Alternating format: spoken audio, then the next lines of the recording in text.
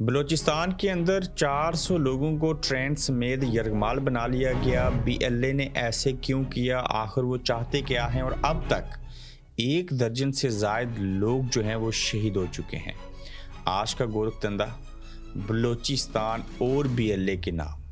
अगर आप study, work या विजिट वीज़ा पर बरतानिया जाना चाहते हैं या फिर चीन में तालीम हासिल करने के ख्वाहिशमंद हैं, तो अभी जीडी कंसल्टेंसी से राब्ता कीजिए। हमारे एक्सपर्ट्स एप्लीकेशन से लेकर वीज़ा अप्रूवल तक आपकी खिदमत में हाजिर हैं। स्क्रीन पर दिए गए नंबर्स पर राब्ता कीजिए।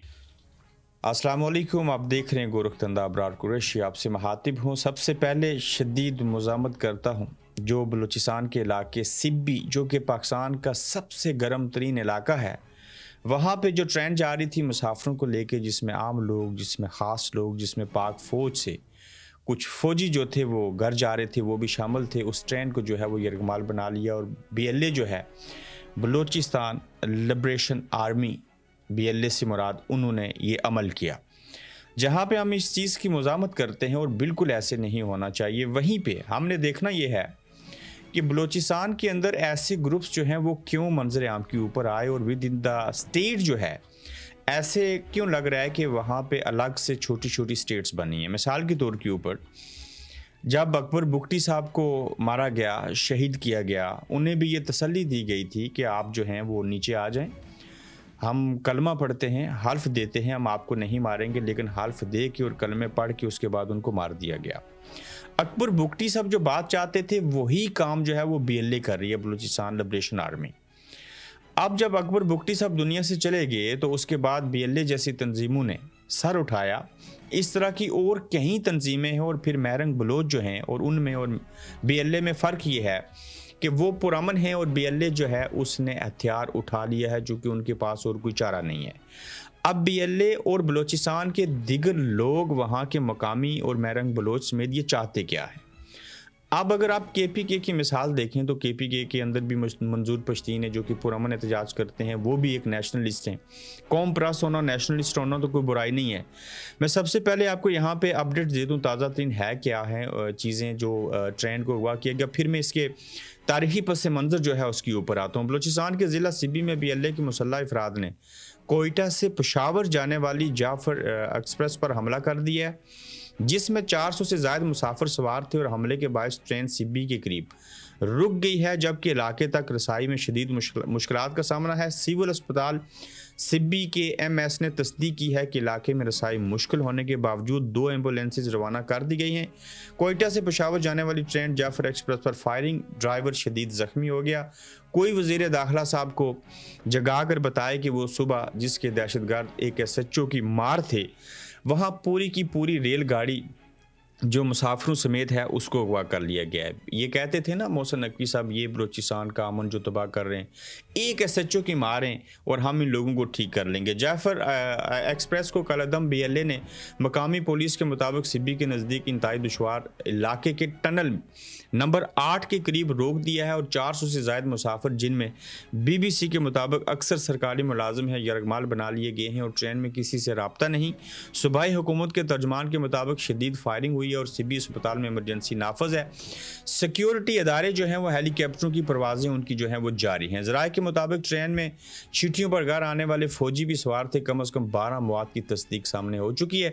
दहशत गर्दों ने मासूम मुसाफिरों, जिनमें अक्सरियत औरतों और बच्चों की भी हैं, को यरगमाल बना रखा है और दहशत गर्द बैरून मुल्क अपने सहूलतकारों से भी राब्ते में हैं। दहशत गर्दों के खात्मे तक क्लियरेंस ऑपरेशन जारी रहेगा, सिक्योरिटी ज़राए ने ऐसे कहा है।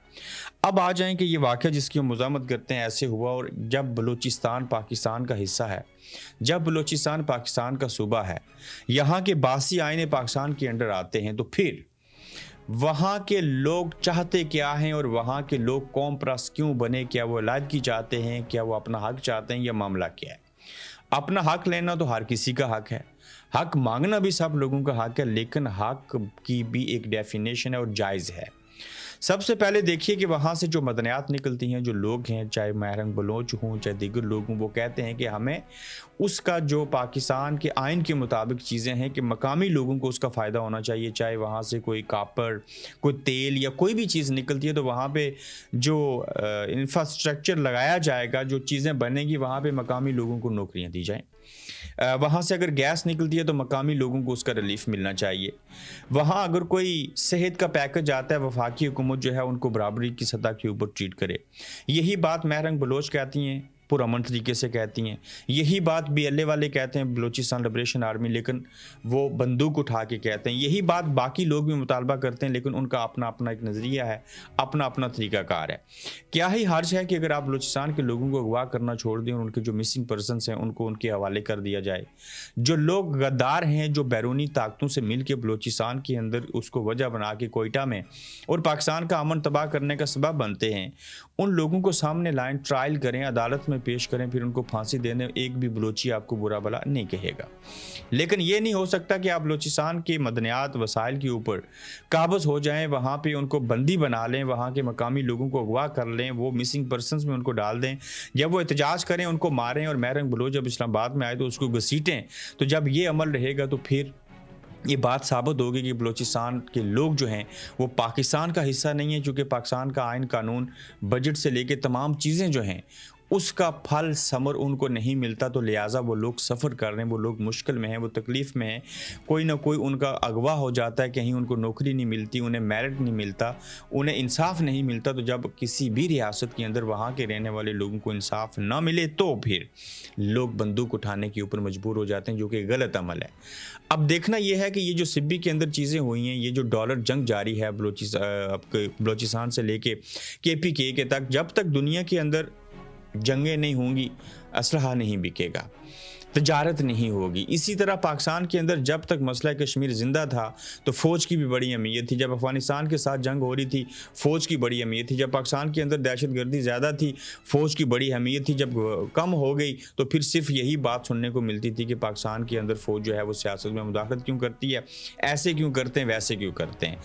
اب جب پاکستان کے اندر اس وقت 400 لوگوں کے اوپر مشتمل جس ٹرین کو پکڑ لیا گیا ہے، اس کو بی ایل اے سے بچانا کس کا کام ہے؟ ہمارے سیکیورٹی اداروں کا، ہماری پولیس کا، ہماری فوج کا، ہمارے محافظوں کا.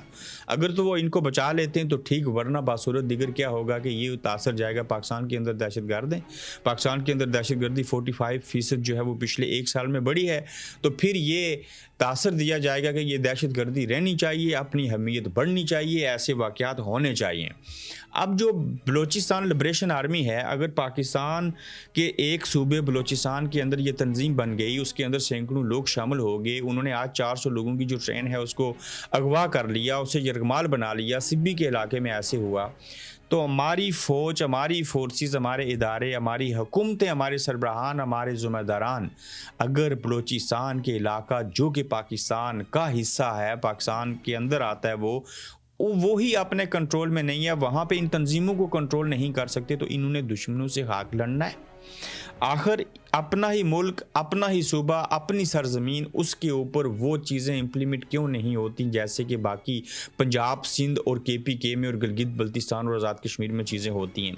یہ بلوچستان کے ساتھ دورہ معیار کیوں رکھا جاتا ہے؟ اپنی زمین ہے، اپنا رقبہ ہے، اس کے اوپر خود قابض ہیں، وہ کوئی دوسرا ملک تو ہے نہیں، تو وہاں پہ آپ کی ریٹ قائم کیوں نہیں ہے؟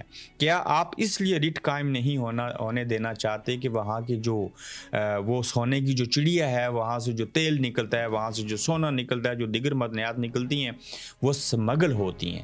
اس سمگلنگ کے اندر بڑے ادارے اور بڑے لوگ شامل حال ہیں. آپ وہاں کے لوگوں کو اس لیے اغوا کر لیتے ہو، مسنگ پرسن بنا لیتے ہو، ہزاروں کی تعداد میں بنا لیتے ہو جب وہ اپنے حق اور حقوق کے لیے آواز اٹھاتے ہیں.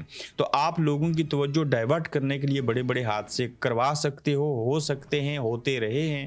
تو لہٰذا اس بار ان 400 مسافروں کا کیا قصور ہے جس میں معصوم بچے، مائیں، بہنیں، جس میں کچھ ملازمین جو ہیں بیشتر وہ شامل ہیں، وہ گھر جا رہے تھے چھٹیوں کے اوپر، تو ان کو کون بچائے گا؟ کیا اپنی ہی ریاست کے اندر سے ان لوگوں کو جو اغوا ہوئے ہیں ٹرین کے اندر انہیں بچا پائے گی یا نہیں بچائے گی؟ لیکن یہاں پہ سوالیہ نشان یہ ہے کہ جب آپ ریاست کے اندر انصاف نہیں کرو گے، لوگ ایسے ہی پھر آپ کے ساتھ پیش آئیں گے ट्रेन को अगवा करेंगे, लोगों को अगवा करेंगे और वहाँ पे बंदूक की नोक के ऊपर इंसाफ लेने के लिए आपके सामने खड़े होंगे। मैं इस बात की किसी सूरत आयद नहीं करता हूँ जो बीएलए ने किया, लेकिन ये नहज यहाँ तक ये लोग पहुँचे क्यों, ये वो सवाल है जो हर कोई पूछना चाहता है। बलोची भी पूछना चाहता है, कश्मीरी भी पूछ रहा है, पंजाबी भी पूछेगा, सिंधी भी पूछेगा। ये उन इदारों की, उन लोगों की जिम्मेदारी थी जिन्होंने ये सारा अमल करना था, और जब उन्होंने ये अमल नहीं किया तो उसके बाद लोगों ने दूसरा रुख इख्तियार कर लिया जो कि ख़तरनाक है और ऐसे नहीं होना चाहिए था। तो अपना ख्याल रखिएगा, अपना फीडबैक दीजिएगा, तो जल्द आपसे इंशाल्लाह फिर मिलेंगे। आप देख रहे हैं गोरखधंधा अब्रार कुरैशी के साथ।